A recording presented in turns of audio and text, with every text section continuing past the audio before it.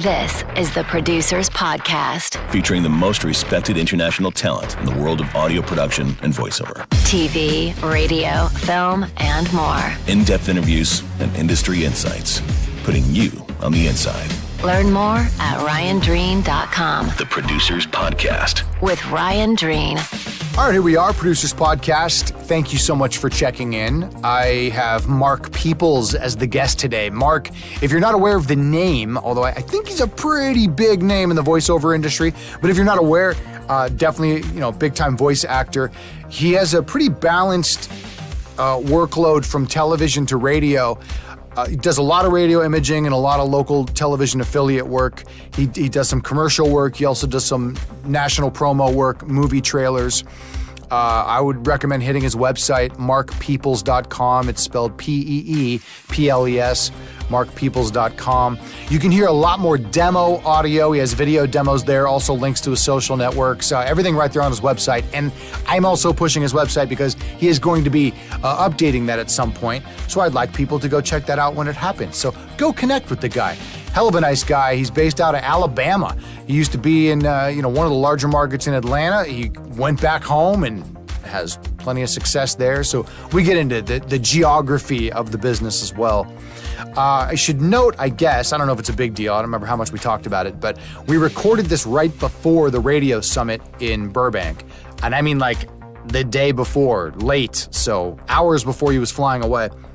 And I'm producing this during the radio summit, but as I'm sticking to my schedule, it will be pushed out to the world on the 1st of April, after the radio summit. Again, I don't remember what we talked about in the interview, but if that time frame is weird to you, that's why it is weird. Oh, and for the record, Ryan, that's me, I'm extremely jealous because I love going to the radio summit because it is filled with voice actors and imaging producers, all the kinds of folks I like to hang out with.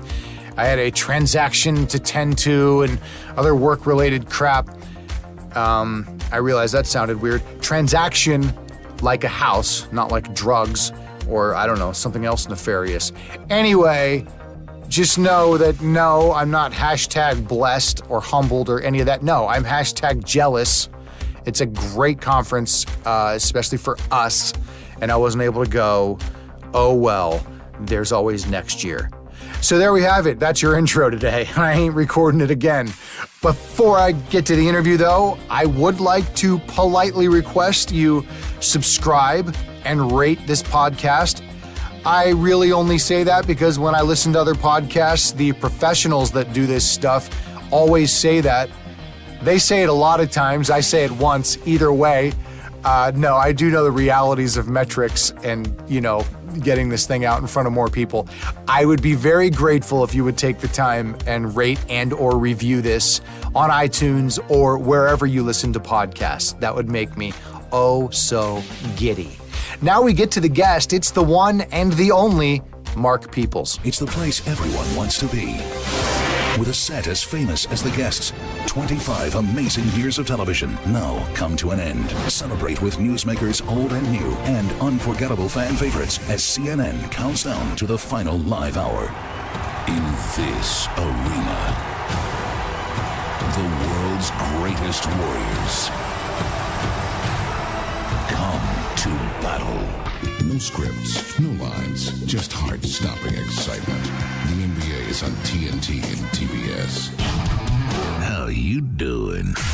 102.7 KISS FM, High Five at 5. Number 2.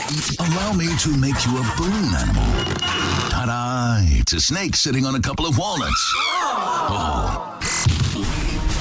The Monster Ball Tour. So the boss says, make it easier to listen to 102.9 The Hog. So I says, no commercials, weekdays after Bob and Brian till noon.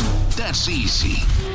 All right, and I'm going to take a wild guess that you know that voice. If you're listening to this podcast, you definitely know that voice, but that voice is Mark Peeples. Hey, Mark, voice artist extraordinaire, thanks for joining me on the show. I appreciate it.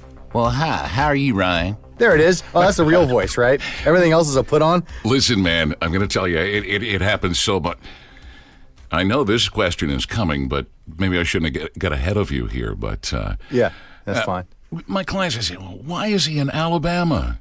Well, so I have to go through the story, And it's always quite entertaining because, hey, it's strange when you work for a major network. You do some work, and the producer's like, "Where are you?" Say, I'm in Muscle Shoals, Alabama. A lot of times, that's all you have to say. People know where Muscle Shoals is. I mean, it's like the Rolling Stones frequented this place. I mean, and so many other big names. Aretha Franklin. It's a huge music town, man. We love it, but people outside of it's just why? Yeah, well, that was actually my third question. I was going to bring that up real early here. I'm sorry. No, it's great. And we will get to that because I want to hear more about kind of you had some regional transit or geographical transitioning in your career. But I wanted to start with this question before we kind of get into the background. Was there a moment or, something that sort of popped and made you go, oh, I'm going to talk for a living? Did that happen at some point in your life? Well, I'll tell you what happened, and I there's no way to really make a short story out of this, and it's man, my kids. It's very flattering. My kids will actually come to me and say, "Dad, every once in a while, they want to know how did you start doing what you're doing?" I mean, they've known this all of their life. This is what they've known because, well, let's see, I was in radio when I started in radio in '86. And they hired me at Big River Broadcasting, which is WQLT here locally. Huge tower, 100,000 watt station. And they're still there. They're still owned. Sam Phillips owned the station. And yes, it's the same Sam Phillips who discovered Elvis Presley, Sun Studios out of Memphis. And his son Jerry owns it now. And I'm actually doing the voice work for their country station, Kicks 96. So it's nice to be back home doing some voiceover. So anyway, long story long, here we go, back to 1986. Man, I hated how I sounded. My dad was a radio vet from the 50s and 60s at various stations in Jacksonville, Florida, and Atlanta, Georgia. And he says, son, you need to do radio. Yeah, right. Okay. Why and how?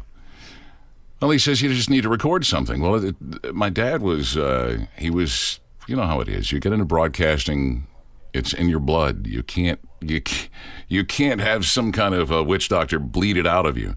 It's there. Yeah. And so he had a full radio station. It was a broadcast radio station in the basement, and I would go down there and play on this thing, and I recorded an air check. And all I did was read the newspaper. And they hired me. I remember my first shift was on a Sunday morning, and I was just a kid, and I ran syndication. I had one hour that I was live. Oh, wow. Yeah, just 1 hour, man. That was my How old hour were of you? fame. I was How old, though? I think I was 14 at the time. I was terrified. I was absolutely terrified. It was you have to get into. I think if I were to go back into radio right now and open the mic, I would be like, I'm trying this little experiment we'll get into later, but with an internet broadcast, and that should be fun. But yeah, I remember CD players were brand new. It was a brand new thing. Even the voice guy for the station, they would write liners and say, and now from compact laser disc, and it was actually a thing. I mean, it was a marketing thing, And yeah, right. Man, I was in a very awkward position the morning routine, and there was a very strategically located speaker right above the toilet in the bathroom. It was an air monitor speaker, and it went silent. And I'm like, oh God. So I'm jumping up and trying to get back in there as quickly as I can. And I walked in, and they had 3 at the time. They weren't the CD cart decks. These were like the first ones that were available, and they looked consumer grade to me. Like if you bought a set top, kind of thing. And there were 3 stacked. With the tray that opens up. Yeah. There were 3 of them stacked on top of each other. And I walked in. And it was like they were opening and closing by themselves, and of course it was the Century 21 discs, And, of course, there was the hit discs where they've got multiple formats on there. Yeah. Track 1 through 5 might be country and then, whatever.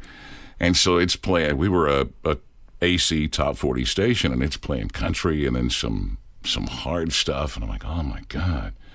So the general manager of the station, the big red light started going off. And I was like, oh, God. Oh, it was bad. It was bad. Very bad. So those were the early days in radio, and I did that up until, I would say, let's see, when did I do my first voiceover job? It's been a long time ago. Oh, yeah, it was in December of 94. Having a look at some notes here. December of 94, we were living in Atlanta, and that's where it really started. What was there like a momentous occasion? I mean, were you doing radio in Atlanta and then you found your way into voiceover there, or how did that little transition happen? No, actually, I got tired of moving all over the country because I loved radio. But at the time, it was getting to that point where those big, glamorous, large market jobs, they were getting even smaller as far as the opportunity goes. And so if radio was going to be your career, as I'm sure it is now, I mean, you stick with a very stable medium market to small market station group, or you just move all the time. And we were starting a family. The kids were coming, and I needed a career. I needed a career change, but I knew I could do something, but it probably was not going to be my passion, which was radio at the time. So we moved to Atlanta, a good job market, and I say, what I'd really love to do? I would love to do, because my favorite thing was audio production. Man, I can get lost in audio production. It is so much fun. And I said, I'm gonna try and apply with a recording studio or something. So I went basically door to door with filling out resumes or filling out applications, and there's one little studio on Spring Street in downtown Atlanta. I was in the lobby talking with the manager of the studio, and he was he was being nice, giving me that, the typical, just leave your resume and fill out an application, and if something comes open, we'll get in touch with you, and thanks for stopping by.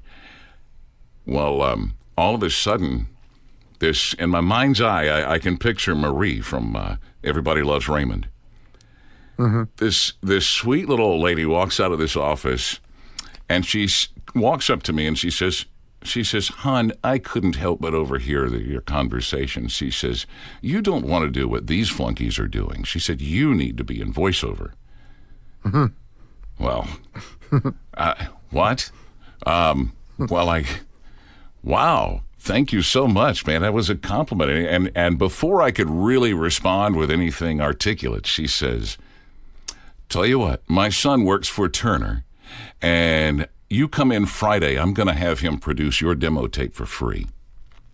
Wow. I'm like, you have got to be kidding me. I was at the right place at the right time, and she got flowers for a long time. Yeah. So, had to explain the lipstick marks on my cheek when I came home, but, hey. I guess. Yeah, they're worth it, though. Very much so. So you go to Turner, get that demo cut. Does that mean you actually do work for Turner right out of the gate, too? No, her son worked for Turner. He actually was doing some... No, but I figured... Yeah, like did he say, "Oh yeah, you actually are legit"? I'm thinking your first voiceover gig was something for Turner or something. He did. He I believe, now I don't know for sure, but I really believe that he was I know his mom was. The lady I was speaking of, somebody out there might remember her very well and affectionately. Her name was Magie Kinder, and her son's name was Jeff, and he did a lot of custom music and that sort of thing, and for Turner and Turner Films, Turner Broadcasting. Yeah, that's great. So you're in Atlanta, and that's where you basically start your voiceover career. Yes. And what are the first steps to, I guess, earn an income that that puts food on the table, that doesn't put you on the street? Well, it's really hard to say. What I did when I first started was I was in a good market. Atlanta is an excellent it's a great media market. Yeah, it is. Yeah. And so what I did was I just said, hey, you cast a bigger net, you catch more fish. And so I signed non-exclusive contracts with about 10 or 15 agencies in Atlanta. And so I knew I was at every what they called cattle call audition. And you've seen the lines where the kids, the new iPhone comes out and they camp out and they stand in line outside Best Buy or whatever. That's what a lot of these were. And you walk into a little room and they got a folding table and you read and they say, okay, get out of here. Next one. So it really is. It's about exposure. You really want to be in front of as many people as you can. What kind of stuff were you booking early on? What type of work? I mean, I can hear your voice now. I know you do a lot of. I mean, look, you got a big voice. There's, we can't hide from it. Well, I didn't have the big voice back then. So. Yeah. So back then, the sound effects. We got sound effects too. I'm sorry about the demo. I had one of my air checks loaded, but no, I actually listened to some of my own demos back then, and I think, oh my God, why did they hire me? It just sounded awful. Like if I were the creative director, I'd say, "Hey, come here, guys, check out this submission we just got today. It's terrible." But no, we actually got some good stuff. It was really awesome, man. We I think the first thing, and I might get these slightly out of order, but I think the very first thing is it was closed circuit sort of broadcasting for this chain of stores that were located inside airports called W.H. Smith. And yeah, we would go into an Atlanta studio and record, maybe once a month. And of course, back then as your first job, if you want to hear your stuff, you're like, oh man, I just recorded this. I can't wait to see what it sounds like. I got to fly somewhere, That's the only place. Yeah. So then the other thing, we did some Ford commercials there in Atlanta and Six Flags. But the biggest one was, wow, I auditioned for this through Atlanta Models and Talent. And back then I had two things. We had a pager. It was a numeric pager. And, it was, do you remember these days? Where you would tell your family members, if it's an emergency, just send me a page me with the numbers 911 after the telephone number. Right. Because there was no text messaging. So I had the pager and I had this giant flip phone. And just like you extended the antenna on it. And we're riding around and the audition had been submitted. And all of a sudden I recognized the number being from my agency.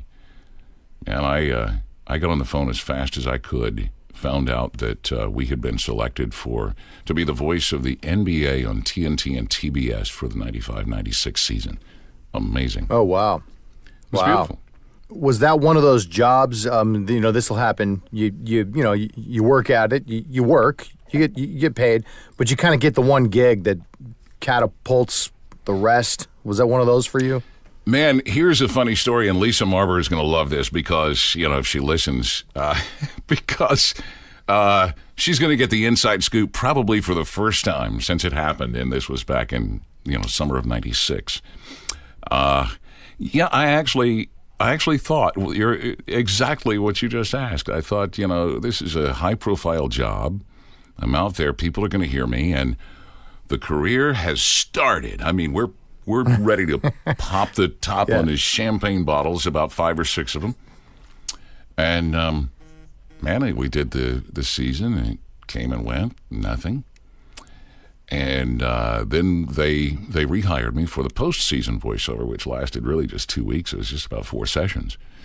And then that ended, and I'm like, nothing happened. Oh, my God. I mean, it was like a gut punch. It's like, well, I guess that was it. We did voiceover for a little while, and well, let's see, what do we do now? Now Maybe what? Auto mechanics? Oh gosh, carpentry? I don't know. Yeah, wow. Plumbing? I don't know. But I got this strange call. Things happen when you're not expecting them to happen. They really do. I mean, that's when the good stuff. It's like they say the old saying, a watched pot never boils. Yeah. The good stuff always happens when you're not expecting it. It's like you get the best auditions and the best gigs when you're in the middle of your vacation. Yeah. Or something. Yep. And it's always so I get this phone call out of the blue, and it's my contact at Turner. And she says, Mark, it's Shannon at Turner, and just wanted to make sure before that somebody's trying to get in touch with you from Don Buchwald and Associates, and I just wanted to make sure it was okay to give them your number. Well, I'm like, why, hell yes, please. Right. Because everybody knew who they were. Everybody knew, the agent, who the agency was. I mean, that was one of those instantaneous things. And I would just about bet that if before that date I had sent them a demo, I would have not gotten a response back. So they apparently had heard it. And so anyway, Lisa Marber calls me, and she says, well, we've heard your stuff on Turner, and we'd really like to sign you at the agency. Man, this stuff, you have to understand, all of this happened in like 6 months. And it sounds like it. I didn't really have a clue what I was doing. I just had people that took me under their wing that knew. And so I just felt like a sort of a ping pong ball, just bouncing around saying, okay, all right, fine, I'll do it, And it was, I remember I was actually quite terrified because it was too much to digest too quickly for a young, inexperienced guy. Yeah, I'll ask a question like this maybe later, but if you could go back at the time, what are some of the things you would have told yourself to maybe better prepare yourself, or at least to just allow you to handle the situation better? Is there anything you would, advice you'd go give yourself? Well, I think, honestly, looking back, because hindsight is 20/20, and looking back, I think as far as, how I dealt with the agency and everything, I think I did a really good job. But as far as, my early days in voiceover, if that's what you're alluding to, I would say anything. Yeah. I would say I spent, 86 to, I'm not doing math now. My brain is scattered from the rest of the day has been nuts today. Right. But anyway, I spent, I guess about 11 years all total in radio. And I think that I'm grateful because I love radio. And I can't get it out of my system but I think that really hurt me in voiceover because especially the time, the time frame that I was in radio, because what they call it, the boss radio, you weren't really conversational on the air. You were an announcer, man. And it's very tough to do professional voiceover.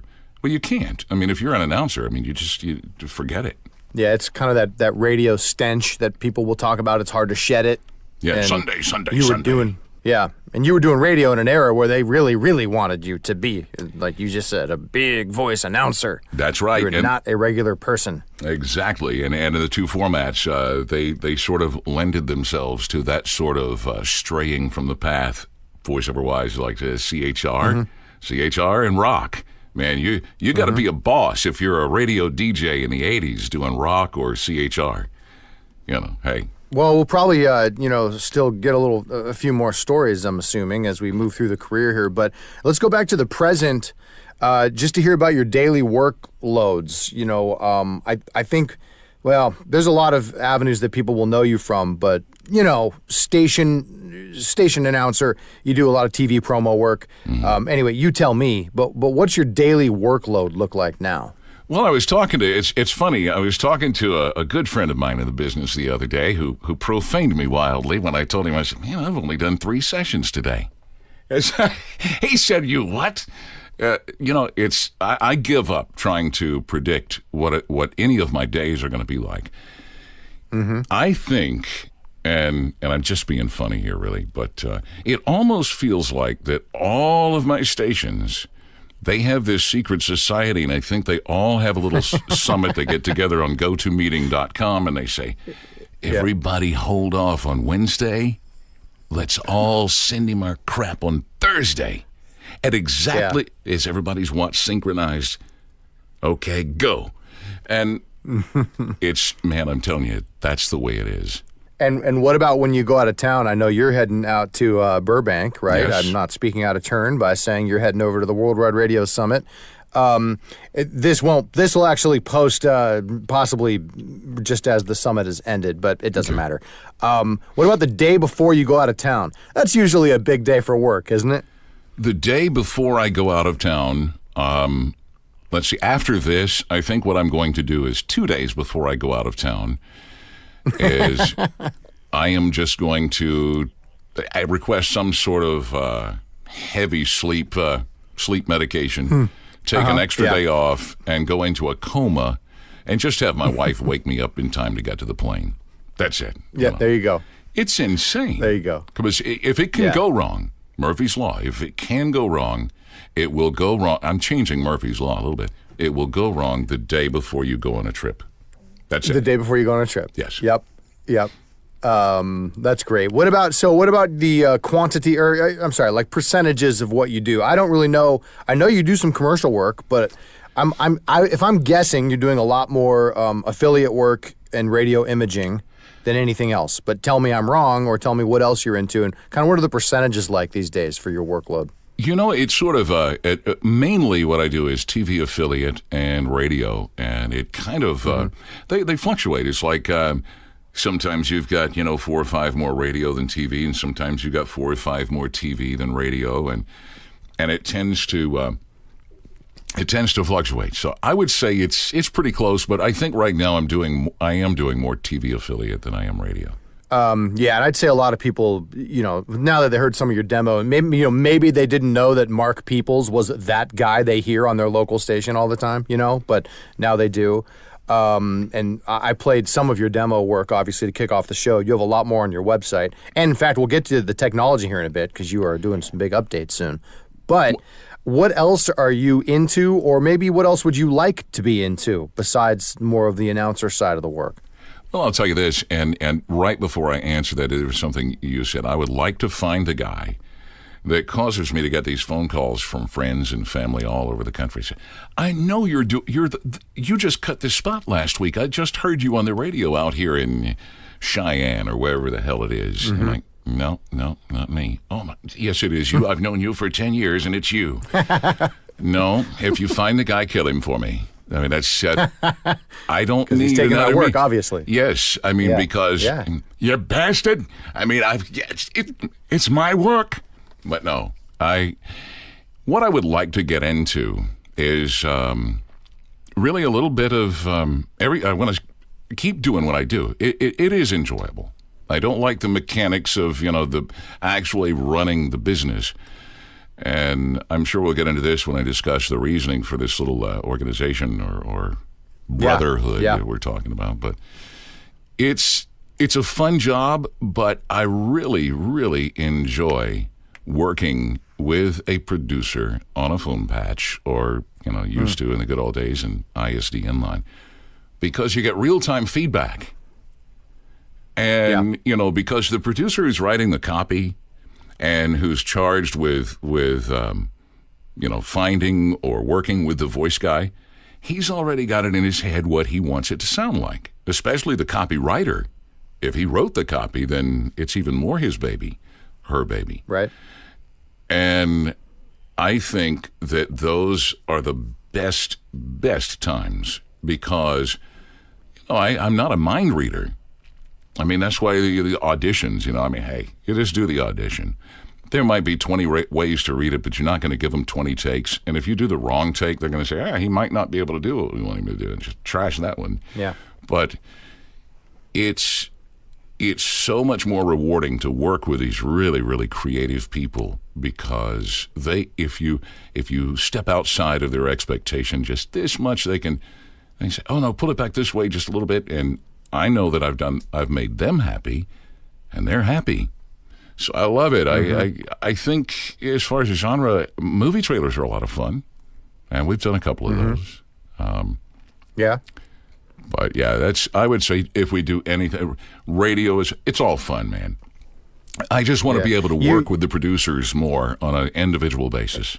And you talked about being directed there. At some point in time, you were in Atlanta, and you and I already talked about this, but you decided, think it's time to go back home. It's kind of how you said it. So I'm assuming it'd be very, very rare where you are now to actually go and do a live session in a studio. Yeah, this is not a real big voiceover town. It's we have tons of recording studios everywhere. There's a recording studio on just about every block. I mean, they're everywhere. You got Fame, you got Wishbone, you got Jimmy Nutt's got his studio now, or did just up to. I mean, my finger's not totally on the pulse of music recording, but I got a lot of friends in the business here locally, and it's huge. But nothing really in voiceover. So no, I mean, it's you got to have your own studio if you're remotely located, and this is what you want to do. And when you were in Atlanta and you were started out, obviously you were doing big work for Turner. You got the big, the one of the greatest agents on planet Earth, who also happens to be mine, Lisa. You say, all right, I'm going back to Muscle Shoals. So what are you expecting? You're looking for a gig, aren't you? No. Okay, grab some tissue. I'm saying wipe. You for those people that think maybe you got to be in New York or LA to get the work, or I have different opinions I've heard on this. But did you feel any pushback? Did you feel like you missed out on anything? Did you lose work over it? It was actually, we were just getting into, of course, they told me, you've got to have an ISDN box, you've got to have it. And of course, these are all new things to me. I didn't know what ISDN was. But no, it didn't impact me really, except for, because everything I did, the agency really built me up very quickly in the TV affiliate and area. So there wasn't any real need. I think it's just like major network stuff that on occasion requires a body in place. But ISDN was the thing. And so as long as you had an ISDN connection, you were fine.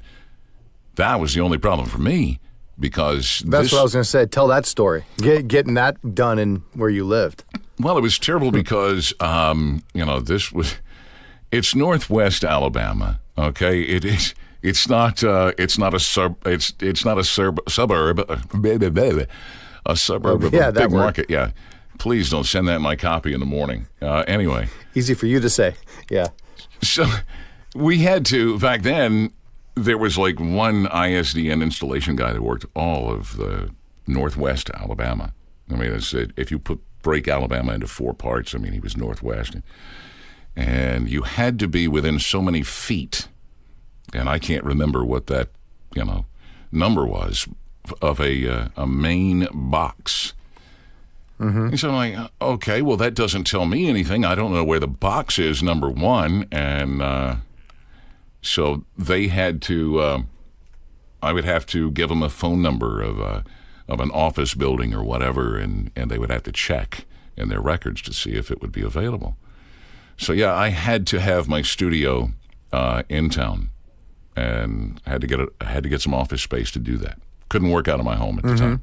And at some point that changed. The technology started to catch up even in Northwest Alabama. And do you still have an ISDN line in the home studio now? I think you told me you do, but you don't really need to use it that much anymore. Well, I don't have an ISDN line. I have an ISDN box. Okay. I've got a Tello Zephyr 9202, And I thought the other day, I've got this new IPDTL subscription, and I actually have a Los Angeles ISDN number now.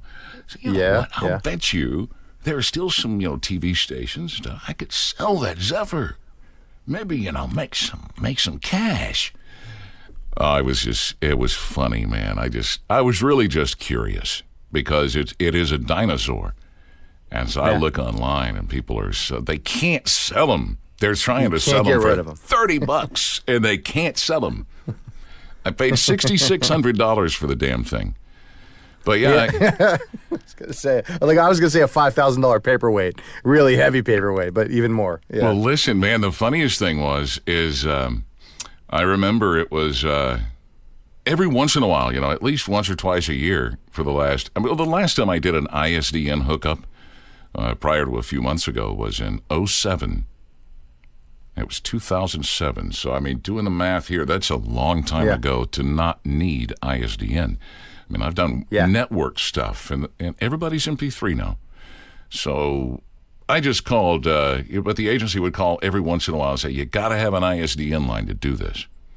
So there was an audition that looked really hot for us, and so I thought, I'm not going to do this. I'm not going to let the agency book this and then call me and me screw it up for everybody by saying, oh, well, I didn't think I was going to get it, so I didn't get ISDN. So I called AT&T, and of course they do as they always do. They transferred me overseas, and I told them what I wanted, and she put me on hold for about 20 or 30 minutes, comes back and says, sir, I've looked, and I've even checked with my supervisor, and we can't find that channel available on your lineup. ISD network? Dude, I really didn't know how to respond. I had to really take some time to process this, and I was I couldn't even laugh. And I think the first thing I said to her, I said, ma'am, it's not a channel or a network. It's a service. It's like a phone line, and I need it's a freaking wire. So anyway, It's I would say it's good and bad that we've gotten away from ISDN. The good thing is, hey, it's more convenient. If you had a way to have great acoustics and park your ass on a beach somewhere, you could do anything. I was at a condo in Perdido Key, and in the closet, back then as the portable studios were kind of big then, I recorded all of the Final Farewell VO for Larry King in the closet of a condo in Perdido Key, Florida. So that's great. So conceivably you can be anywhere, but it's no longer personal, man. We are just names and email addresses. That's all we are. Yeah, that's tough. Man, I don't want to run out of time here and get into some of this, but let's stay on technology. First, let's talk about your mic chain, in fact. Okay. You had been pretty locked into something, specifically your microphone for a while, but then you kind of made some changes. Anyway, tell people what it is you like, what you use, what you've tried. And people love hearing about that stuff. Well, I'm very picky. I'm very, very picky. And I think just about everybody else is. I mean, because every single one of us, we all want to sound the best we can. And you always are your own worst critic. But I have tried so many microphones, and I'm talking to you now on a Neumann TLM49. And it sounds okay, but the thing is, I noticed that even, it's new, I mean, within the last month or so, I've noticed that even at 8 inches away with a double-paned pop screen, it's still so pressure sensitive, it sounds like I'm popping. And so I have to pull P's and B's and things like that. It's a little more difficult. And that's about a $1,600 mic-ish? Yes, like that? yes. And so I found it interesting. Now, if you could tell everybody what you had been using that you like a lot and that you might even go back to. I started out, and it's funny, I end up with a Neumann. There are two mics, and I'll be very quick here. The first one I started with was an Audio-Technica 4033. And I bought that with the proceeds of the NBA contract from 95, 96. And when we did the postseason, I went in and I was just talking with the studio guy and Brian Kreider, who was one of the head producers for Turner that was working with me. And so we had like a 3-person conversation going on here, and he let the cat out of the bag how much he had paid for a Neumann microphone that was in the mic booth. And I was like, oh, my God. Oh, please. Okay. And I said, man, why? Because my microphone is... Why? My microphone sounds that good. God, I still don't know. If I were to run into the guy... I think I saw him in Promax in 97 in Toronto. And he didn't hate me, but I was convinced that he would hate me because the Brian Kreider, he says, tell you what, bring your mic in Thursday, and we'll try it out. I brought my mic in. All of the Turner folks, from then on out, all the NBA, they wanted me to bring my microphone to record on because they agreed it sounded as good or better. They thought it sounded better, I guess, than the Neumann. Yeah, and few $100s. Like, we're talking hundreds of dollars. Yeah, as I paid opposed to $500 thousands of dollars. Paid $500 for the AT4033 at the time. It was $500 and change, and the Neumann. Yeah. I remember he had the big sucker. You know, I mean, he was like, "Give me the best you got." I mean, I guess that's what he did. So I used that mic for years, and back in 2010, I started. I mean, I'm a gearhead. I'm just a gearhead. Go ahead and admit it. All you other guys are too. Everybody in the business. Yeah. You gotta have Plenty of them. Man, I built this huge rack cabinet. I mean, it's like I'm going through storage, trying to, what would look good in the rack? You know, I got the gearhead, man. I mean, I don't care if I ever use it. It's just, look how full my rack is. Check it out, man. No, I wanted to change. I said, let me try some, but I wouldn't know where to start. I said, I definitely don't feel like it's necessary to get a really expensive microphone. So I got, oh God, I can't remember all of them. It's a little blue, it's an AKG blue mic. Not blue as in a brand name blue, but Right. got an AKG. I got the 4033. I got a Rode mic, and I just decided I'm going to do a blind taste test with my clients, a couple of them, and I got 10 people who said, okay, I'll check it out, and so I read, a couple of lines with each microphone, and I sent them the file unanimously. I mean, down to one person chose a different microphone. Every single one of them said the Shure KSM-27. Yeah. There it is. Wow. All right then. So and that's like a few $100. Yeah, I think it's this one here, the one I actually use or have been using for the last couple of years in my main chain is a KSM-27. And recently when I went to look, I've noticed that they're just SM-27s now that I see available. But it's the same one. Yeah. I use a SM-27 in my mobile studio. Yeah. We were talking about this obviously beforehand, was why I wanted to tell people, because people do get sort of locked into I got to get myself the $3,000 Neumann, or I have to use the $1,000 416, which I happen to love. Everybody, the 416s are lousy. Everybody's got one. But then I got an AKG, the 214. It was, I don't know how much, $400 or $500. I can't remember, but great microphone. And so it's what matches with you and what sounds good. It doesn't, sometimes price point isn't exactly the most important thing. Man, I can't, I can't make decisions like that on my own. I had to call the boss up here, and so many people. I mean, I don't go on a business trip without Monica. So she really has gotten into the business, and she knows people, and she knows exactly what the hell's going on, and she keeps me straight, and I trust her judgment on just about everything. I said, please, will you sit over here and let me try each one of these mics out? Just don't even look at which one's plugged in. Right. And she said, because I actually was looking for an excuse to get rid of the 49 here. I really was looking for an excuse, because to me, the quality difference between this and the KSM-27 or the Shure mic, it's marginal at best, but yet it's, let's see, it's about better than 5 times the price. Mm-hmm. And so she said, oh no, that mic right there. She said, she used the word presence. She said, it sounds like you're here. It doesn't sound artificial. That's the Neumann. Yeah. She liked the Neumann. Yeah. She said the Shure sounded slightly artificial in comparison. Yeah. So what else do you put on your mic chain? Do you have, I don't know, do you use hardware, software? Do you use nothing? It's software. It's software. Okay. I used to go through, hardware compression, and I it's just not necessary anymore. I have everything on screen. My board stuff, all the controls, compressor, equalizer, whatnot. But I put a little bit on there because I'm so picky about background noise and a tinny sound.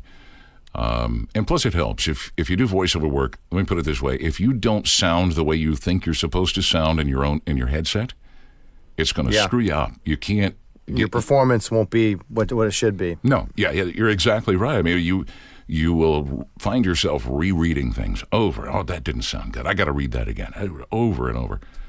And so I put just a touch, because if you put too much, these guys, and that's another thing radio will do for you, or not for you.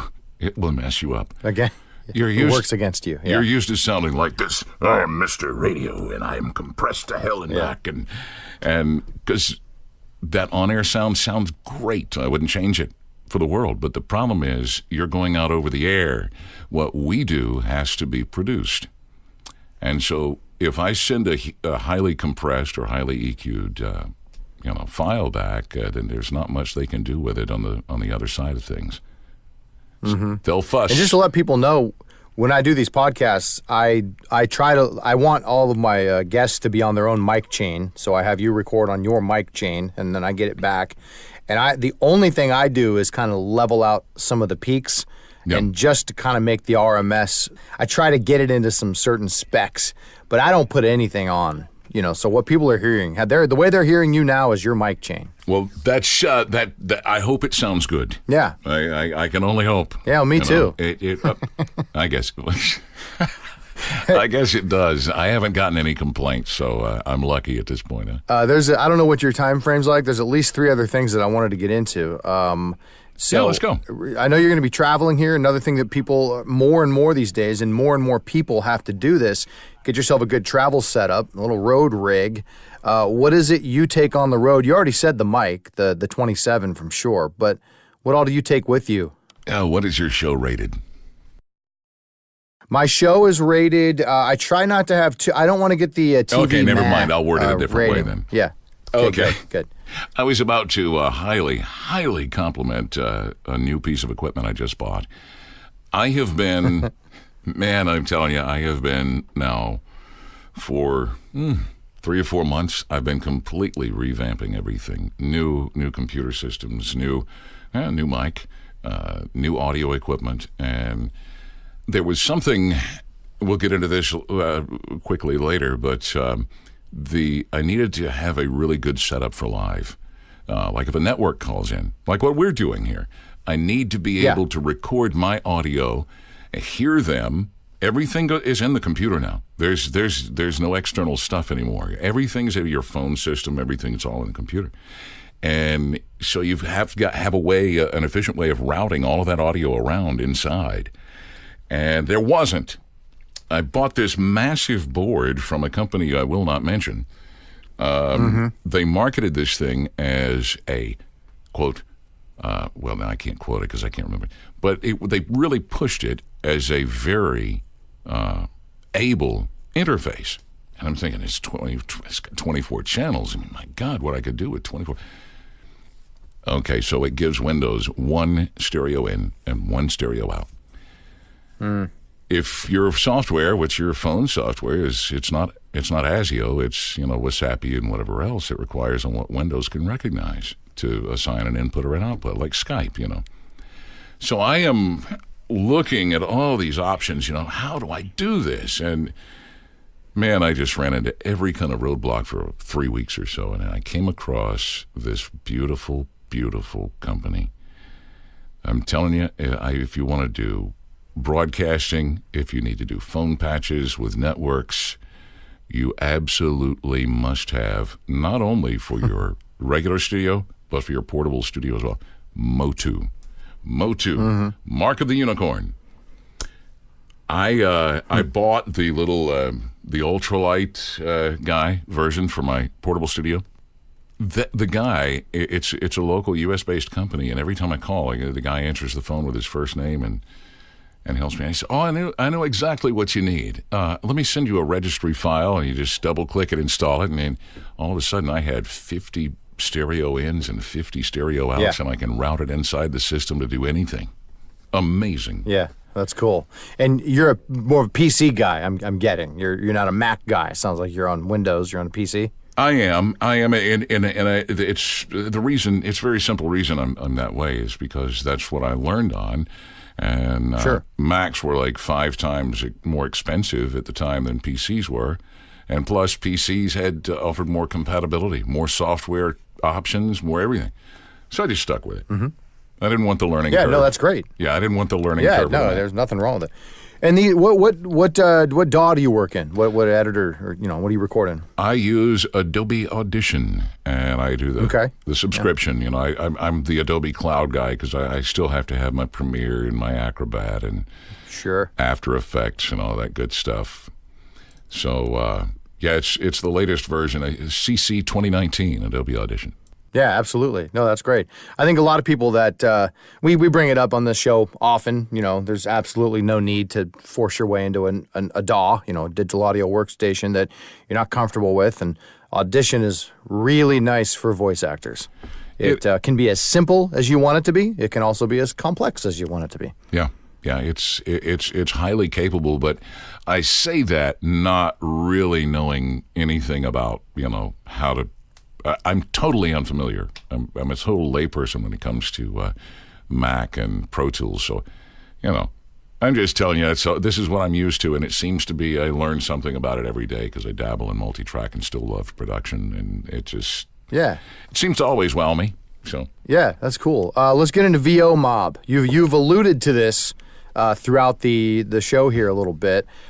Full disclosure, I know almost nothing about it. So what is that? What is VO Mob? We're trying to change that so hopefully people will know what it is. But yeah, we're going to make you an offer you can't refuse. And maybe that was okay. I'd probably lose that audition, but Chad Erickson does a really good job of it. Now we were the guys got together. It was really one of the most refreshing things. Promax this past summer, the Station Summit in Vegas. Mm-hmm. And, we call these studios of ours, all of us, we have home studios, and we don't interact really with anybody anymore. You never talk to your TV producers unless there's a problem. You never hear from the radio PD unless there's a problem or he just likes you or you've got a question about a pronunciation. Nobody, you are literally in a sensory deprivation chamber. Mm-hmm. And so you get to this, when you have your stressful days we talked about earlier, you start feeling like, God, I'll bet you the other guys have got it easy. What am I doing wrong? This just sucks, man. This is terrible. So we all get together in June and we find out that we've all got the same issues. We are not alone, man. And the biggest common thing is we do love what we do. You have to love it. It's you have an opportunity to be creative, and people appreciate you, and they give you. It's the ultimate compliment for somebody to say they like your voice because you didn't go pick it out. Somebody says they like your car. Well, you made a choice to buy that kind of car. I didn't choose my voice, so it really is the ultimate compliment. But we said the biggest problem is that it's really just not fun anymore. It's not, and the problem is, if you like something, if you're having fun, a program director that's having fun doing what he's doing, a copywriter that's having fun doing what he's doing, an editor, if they're enjoying it, then you know exactly what that leads to. It's all imaging, and you get the absolute best damn image you can possibly get if everybody's enjoying themselves. Mm-hmm. So we said, if it's all in the name of fun, let's get together. Let's have this group, and we'll all, just nothing, no real huge mission statement. Just quite simply, just a group of guys that have gotten together and said, okay, look, we want to make this business fun again. We want to do some fun stuff and involve our program directors and our creative services director, whoever wants to get in the mix, we'll do podcasts. We actually have a radio stream, fully licensed radio stream. We're in the early stages, haven't really done anything major yet. We've been prepping for WWRS and sort of, putting the foundation in, but it's going to be a lot of fun, man. And so, how do people interact with it? You said live radio stream. What's on the live radio stream? Like what's going to be the. Well, again, nobody's really, Yeah, we're not really getting any interaction right now because we haven't really pushed anything except through the Facebook page. And I think people, it's. I can see where if we wait too much longer to do anything, then people say, okay, well, it was just a quick idea that went away. But no, it's there to do something right. You've got to take the time to really think it through, and really, get together with the other guys and think, okay, what are we going to do? Let's come up with a plan. Right now, the radio station is really just a really cool way of getting our demos out there and us just cutting up with one another. There are plans with a couple of the guys would actually like to do a regular, maybe monthly radio show. Voiceover and guys kind of talk about the industry. Yeah, talk about the business. Talk about the industry. Just like a community. Just to interact with human beings, basically. Well, yeah. I mean, we would take live phone callers, but it would be a music format. But then we would also do podcasts. So we actually have a music format right now, and it's sort of you would recognize it as a modern, top 40 CHR, hit station. But it really is right now just a glorified way of us putting our demos out there. Well, people should check it out, because I've heard you talk about it a bit. Yeah, we got an app. We've got an app. It's VO Mob Radio in the App Store. But really all it is, again, I'm just going to give you the heads up. I mean, at least for another month or so, it's just music and liners from the guys. You can listen to, let's see, it's Steve Stone's in there, Chad Erickson, Mark Maurer, and myself, and we hope to grow, because we're all going to be showing everybody how to party here in a few days, I guess. Try to anyway. Yeah, exactly. Right. You can get on a plane soon. You penciled me, or you scheduled me in right before you jump on a plane, go to Burbank, and get crazy. Yeah, exactly. And, we fly out tomorrow. So. Yeah, there you go. Let me bring up Chris Corley. Yeah. It seems appropriate to do that. Everybody's going to mourn him in their own way, and he was a legend. And I'm not going to get sappy and I never met Chris in real life. I had him on the podcast, way early on. And anyway, you knew him. I don't know how well, but what do you have to say about Chris? Well, I'm going to be honest, because I'm very, very paranoid in situations like this, because, people very often you question people's sincerity in really heavy times like this, and heavy moments, heavy situations. Yeah. Because when somebody, you've been there.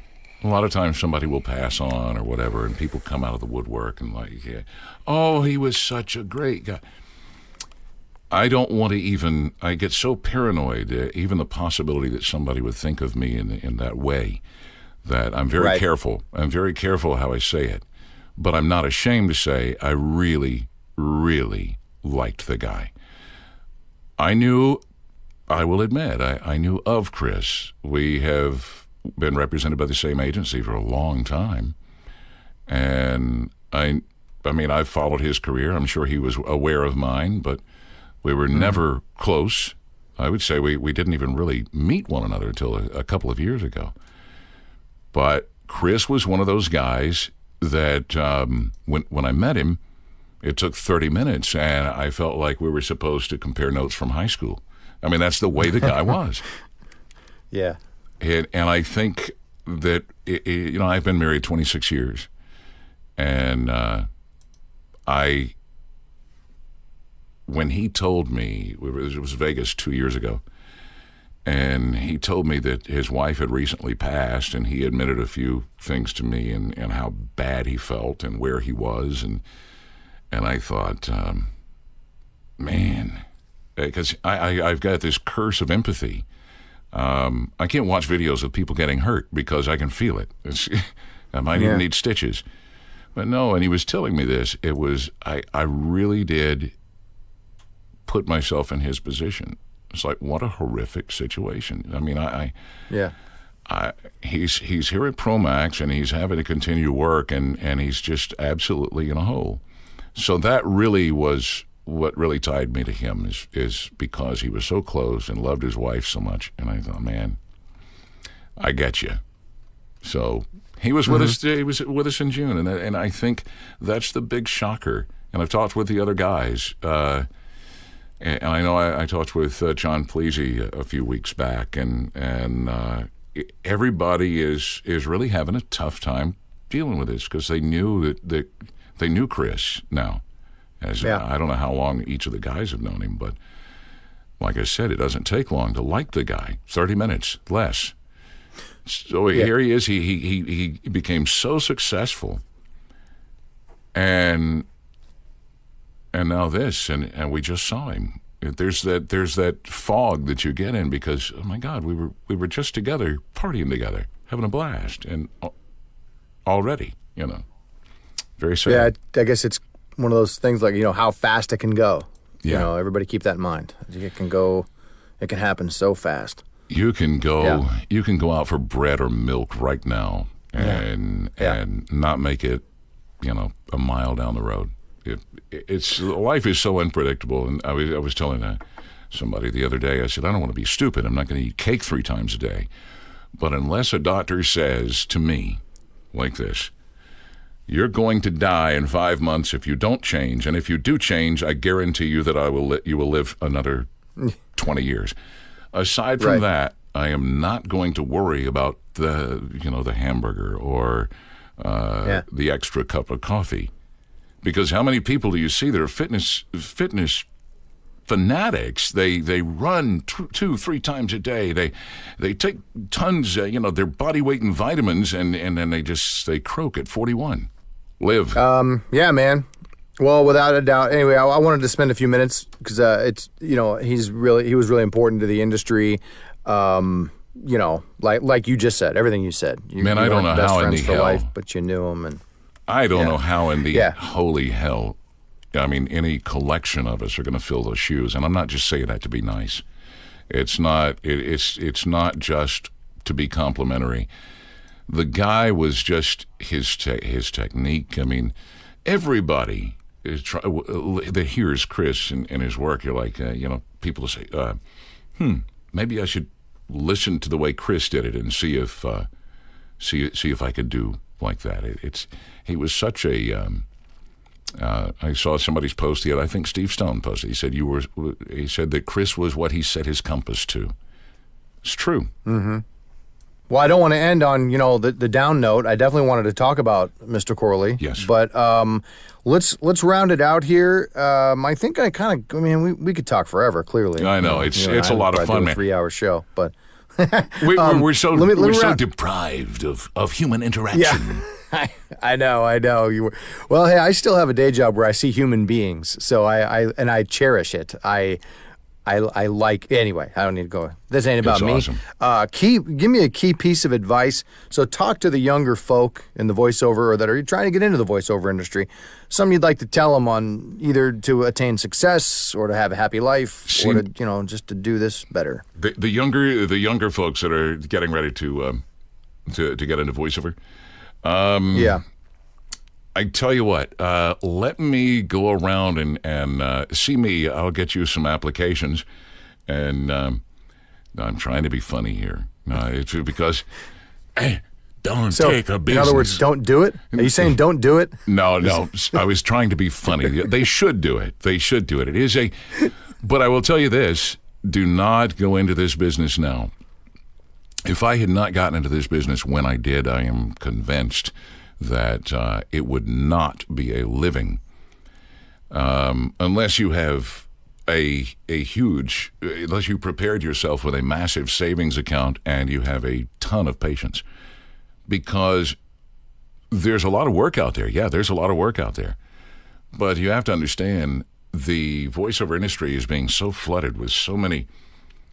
Everybody now thinks this is the way that we're going to get rich. Mm-hmm. Well, it's possible, I guess. It's possible to get rich doing this, but I mean, man, you've got to start from the beginning. You've got to. Yeah. It takes forever for your name to get established, and if people don't know you and they're being inundated with 500 other auditions, I mean, you're just a face in the crowd, and that is the toughest part. And when I think about it, like I said, I got a curse of empathy. I'm so glad I'm not just now getting started in this business. But I think you said something pretty key, patience. I think it does take a lot of patience. Tons of patience, and don't get upset with your agency unless you're absolutely certain that they're, loafing. Because it is not an agent's job to wave a magic wand and say, if you didn't get the job, it's I'll give you a few possibilities. You either didn't get heard for any number of reasons, or your demo stunk. That's your audition stunk. It's not because the agency didn't push you. If the agency includes you in an audition, it's because the agency has faith that you might actually get it. And they're not managers; they're agents. And the reason I said that, you didn't ask. I know I have known people trying to get into the business. I try to pay it forward and give some advice, personally here and there. And that's what, they call me back and they say, I got a sorry agent because they're not getting me this and they're not getting me that. And I'm like, they're not managers, they're agents. You want that? You either have to do your own marketing thing or, find a manager. So. Right. Yeah. A lot of work. It's a very tough Mark, business. Man, I appreciate it. This is a great chat. Your website, I'll have it linked, obviously. Oh, it's ugly. But you're about to update it, though. Well, maybe not about, but you've got an update in the works. Yes. So that's exciting. It's the update's in the works. MarkPeeples.com.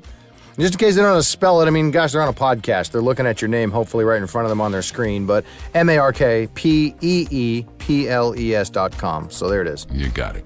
All right, man. Hey, this is awesome. So we'll keep up, and I just want to say thanks so much for your time. I really enjoyed having you on the podcast. Thank you. Take care. Have a great day, bud. Visit RyanDreen.com to subscribe, contact the show, and listen to every episode. Please rate and review the Producers Podcast on iTunes or on your favorite podcast app. The Producers Podcast with Ryan Dreen.